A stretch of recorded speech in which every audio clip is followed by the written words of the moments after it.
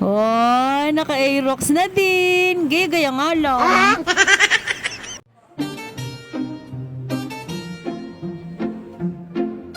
Hi! Ngayong araw ay samahan nyo kami. Ay, sila pala. Hindi nga pala ako kasama.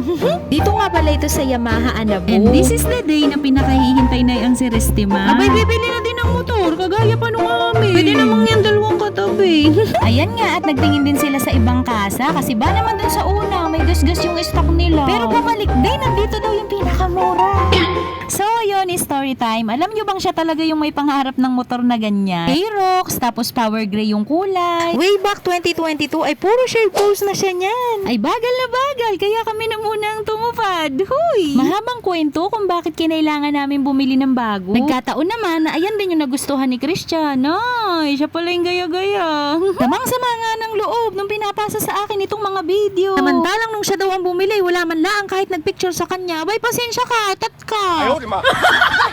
Mabalik tayo. Aba, at nakapagkape pa nga, mga loko. Himutok na naman nga sa akin pag-uwi at may nagsabi na naman daw na magkapatid sila.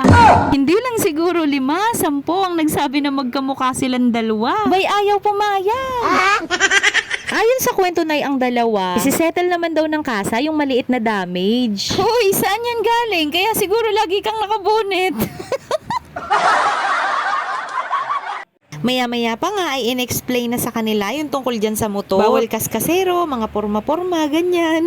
Wala pa yung motor niyan pero dami-dami nang naka-add to cart niya. Kaya naman nung madalas pa kaming nakakapag-rides ay suking-suki yan ang checkpoint. Sundo lang nakakapangutang na pantubos ng lisensya. Buti na laang ang asawa ko inuknukan ng kuripot kaya hindi nahahawa dyan. Huy! Kaso la ay parang nakangakit bumili ng camelback na upuan. Tigil-tigilan mo ang pagsasama dyan kay Restimar. Huy, balik na nga tayo. Dami-dami ko na namang sinasabi. As you can see, ayan nga at nagbayad na siya. Abay, ba't parang nagreklamo ka pa?